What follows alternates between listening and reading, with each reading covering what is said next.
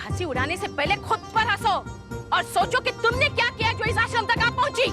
आई होगी कोई नई दुखियारी, तुम्हारी हमारी तरफ पेट में किसी का पाप लिए। हर किसी के बारे में ऐसी बात नहीं किया करते। क्या नाम है तुम्हारा? जी माया।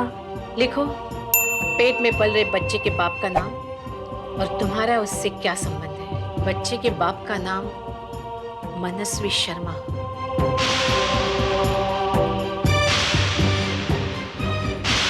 माफ कीजिएगा, मैंने कोई चोरी नहीं की है। तो फिर क्यों आई थी यहाँ तुम? मेरी निगाह में अपने आप को इतना मत गिराओ कुंती। मेरी लाचारी और बेबसी को आप समझने की कोशिश क्यों नहीं करती? देखो उर्मिला, तुमने हिसाब एकदम ठीक नहीं लिखा है और तुम्हारी लिखाई भी एकदम साफ नहीं है। हाँ, सरला दीदी बहुत नाराज हो रही थी और तुम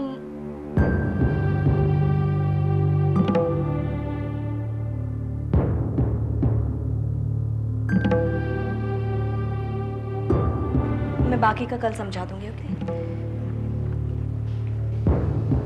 कुंती,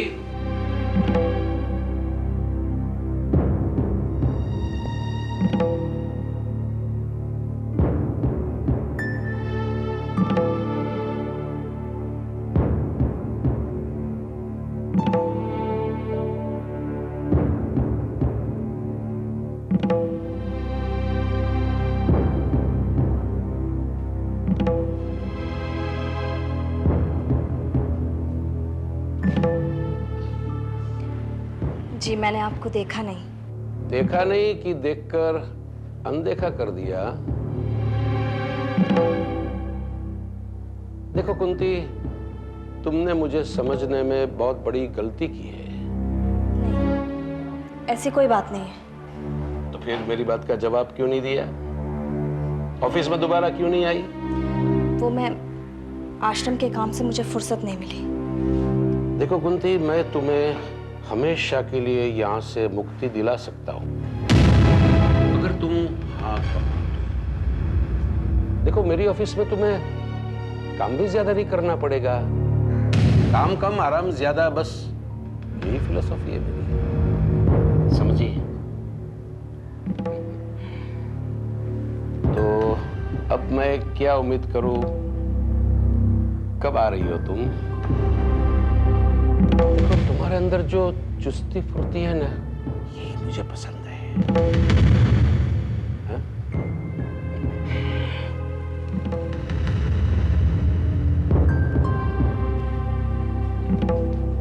सुनती मेरी बात?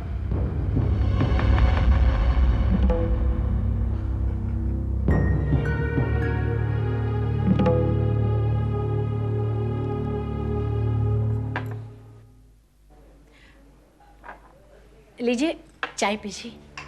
ओह, धन्यवाद।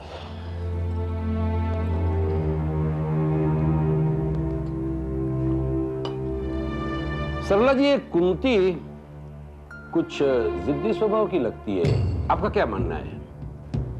आप तो उसकी माँ की सहेली रही है, बचपन से देखा सुना होगा। जिद्दी क्या, बचपना है। उसके साथ इतना कुछ हो गया, फिर भी हालात से समझौता नहीं कर रही है। बेवकूफ है। हम उसकी भलाई के लिए सोच रहे हैं, और एक वो है कि जाने भी दीजिए ना, जब खुद अकल आएगी ना तो समझेगी। लेकिन मेरा तो इंसल्टिंग सा हो गया ना। पहली बार ऐसा हुआ कि किसी ने मेरा ऑफर ठुकराया। इसके लिए आप उसे सजा तो नहीं देंगे? किसने अपराध किया है जिसकी सजा निश्चित की जा रही है?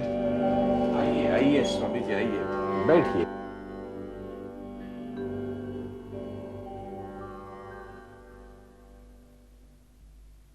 आपने मेरे प्रश्न का उत्तर नहीं दिया। क्या इस आश्रम में भी अपराध वृत्ति बढ़ रही है? नहीं स्वामी जी, हम तो कुछ और ही बात कर रहे थे।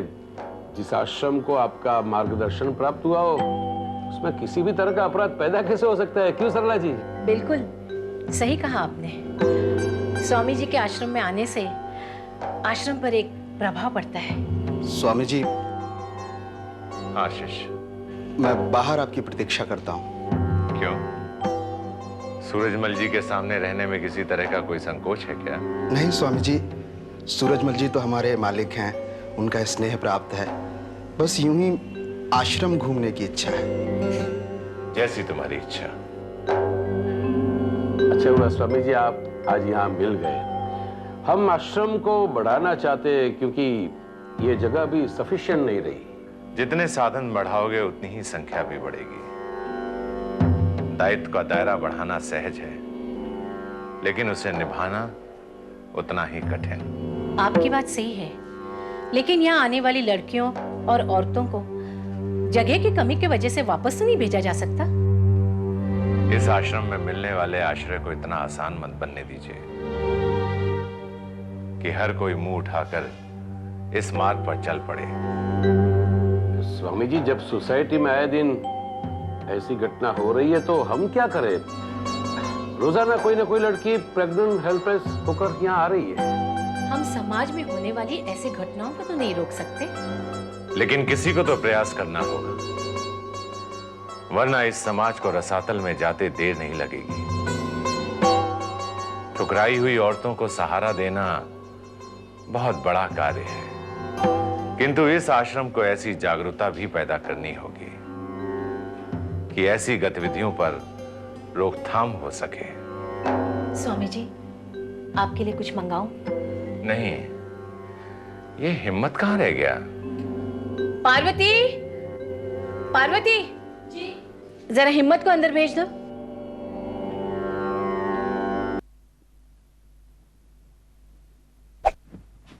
अरे देख के नहीं चल सकते क्या? अंधे हो?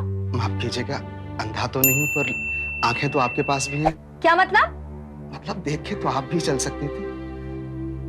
अच्छा, एक काम करेंगी? क्या? मैं काफी देर से भटक रहा हूँ, कुंती जी नजर नहीं आई। कहाँ है वो? तुम्हारी कुंती जी क्या मुझे पूछ के कहीं आती जाती रहती है? होगी कहीं? कहाँ? मुझे क्या मालूम? तो पता कीजिए ना, मुझे सच्ची उनसे बहुत जरूरी काम है। सच्ची। क्या काम है? जी, मैं उनसे मिलकर उन्हें समझाना चाहता हूँ कि दुख के दिन ज्यादा दिन तक नहीं रहते, ऐसा मेरे स्वामी जी कहते हैं। तो तुम्हारे कुछ कहने का असर हुआ उस पे? अरे आप हंसते क्यों हैं? बस यूं ही। यूं ही थोड़ी कोई हंसता है। स्वामी जी कहते हैं हर भाव के पीछे एक उद्देश्य होता है। तुम और तुम्हारे स्वामी जी? उनके बारे में ऐसा नहीं कहते, वो महान आत्मा है। देखो, ये आत्मा और परमात्मा के बारे में मैं कुछ नहीं जानती, सिर्फ इतना जानती हूँ कि कोई किसी का दुख नहीं बांट सकते, तुम भी नहीं। लो, आ गई तुम्हारी कुंती जी, अब इसे सुनाना तुम्हारा आत्मा परमात्मा का प्रवचन। मैं चली। कुंती जी, आपकी सहेली सच्ची कुछ भी बोलती है। वो जुबान से तेज जरूर है, लेकिन दिल की बहुत अच्छी है। लेकिन इस आश्रम में सबसे अच्छी सिर्फ आप हैं, सच्ची। कहाँ थे आप? मैं बड़ी देर से आपको खोज रहा था। क्यों? आज शनिवार है ना, तो मैं आपके लिए प्रसाद लाया हूं।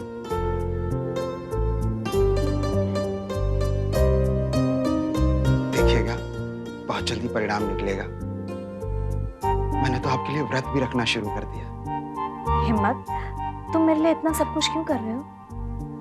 कोई तो होना चाहिए ना जो आपके बारे में सोचे, आपका ख्याल रखे, दुआ मांगे, प्रार्थना करे।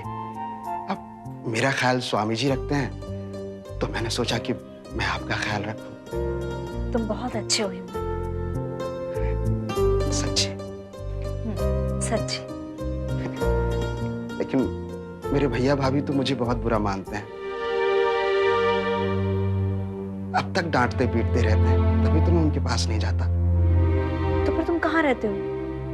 यूं ही कभी स्वामी जी के साथ या सूरजमल जी के ऑफिस में।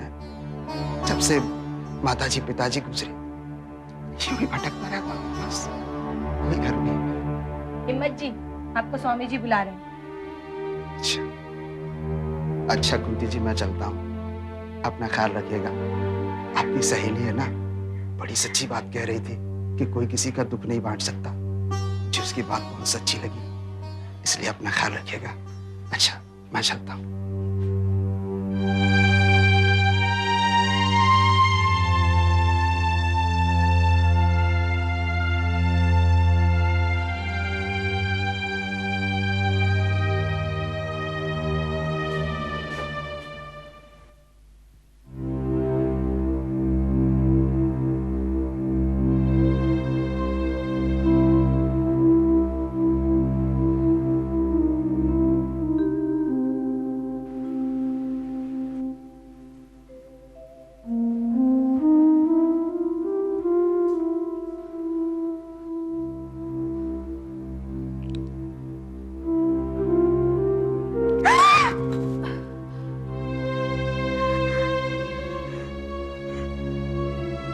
लगा तुम सो रही हो। और मुझे लगा जैसे मेरे बेटे की तस्वीर मुझसे कोई छीन के ले जा रहा है। ऐसे विचार तुम्हारे दिमाग में पैदा क्यों होते हैं कुंती? क्योंकि इस तस्वीर के अलावा और कोई निशानी नहीं बची है मेरे पास, जिसे तुम हर वक्त अपने सीने से लगाए रखती हो। तो फिर और क्या करूं? करने के लिए तो बहुत कुछ है कुंती, लेकिन तुम उसके बारे में सोचती नहीं हो। मेरे दिलो दिमाग में मेरे बेटे के अलावा और किसी के लिए जगह ही नहीं। हर जगह मेरे बेटे ने ले रखी है। तुम्हारा बेटा तुम्हारा बीता हुआ कल है कुंती। 24 घंटे उसके बारे में सोचकर अपना वर्तमान खराब मत करो। तुम अपने आज के बारे में सोचो।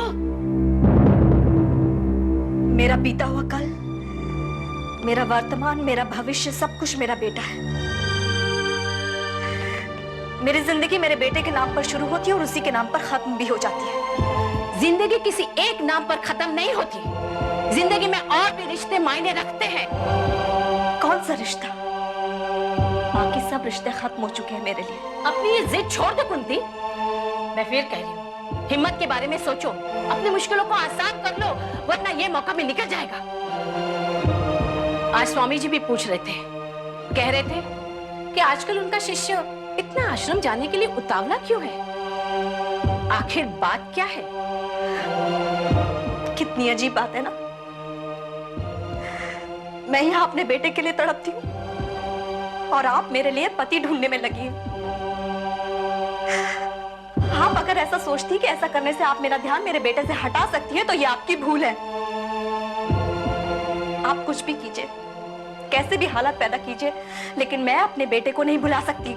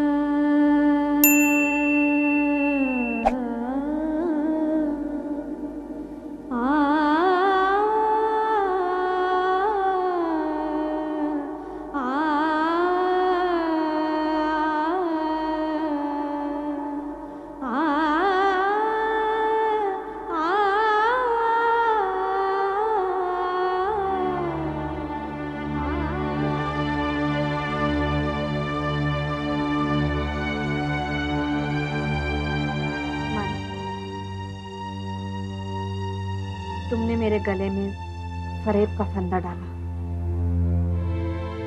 और मैंने उसे प्यार का हार समझकर पहन लिया, ये जानते हुए कि तुमने मेरे साथ बेवफाई की है। फिर भी किसी और मर्द के बारे में सोचना मैं पाप समझती हूँ।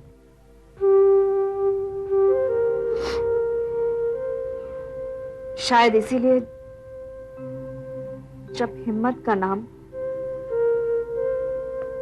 मेरे साथ जोड़ा गया तो मैं बर्दाश्त नहीं कर सकी।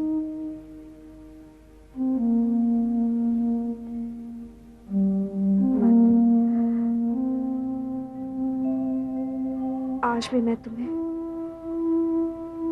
भूल नहीं सकी हूं।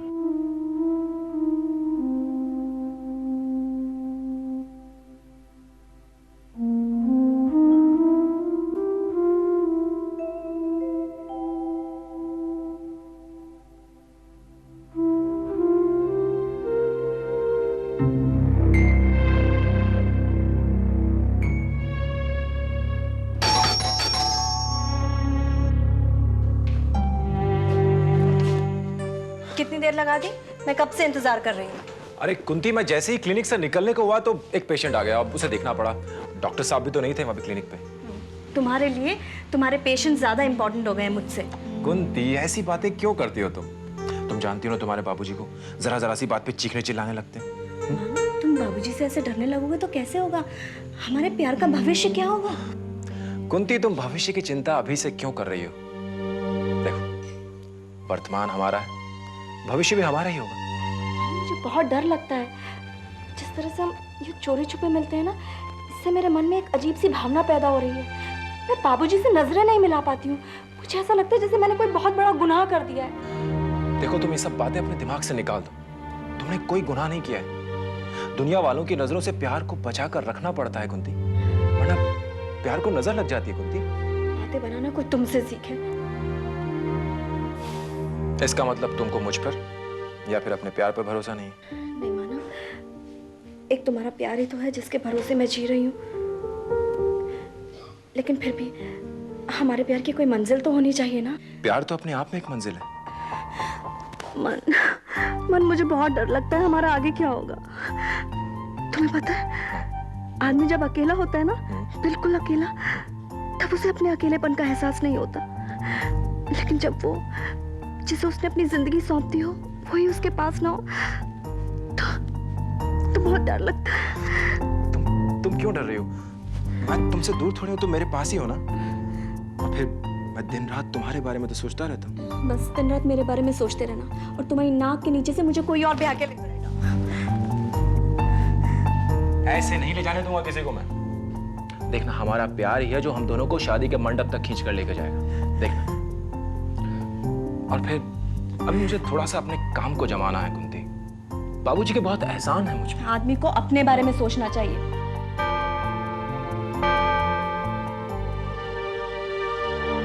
2 बज गए, अब तुम्हें जाना होगा ना?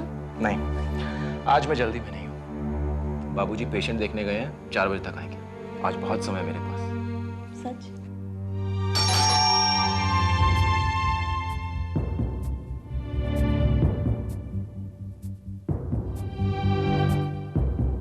ये आज हमारे मिलन के वक्त कौन अटका? बाबूजी तो नहीं है? नहीं, बाबूजी नहीं हो सकते। जाओ, दरवाजा खोलो, जाओ। और तुम? दरवाजे पे जो भी है उसे वापस लौटा देना। मैं अंदर बेडरूम में, ठीक है?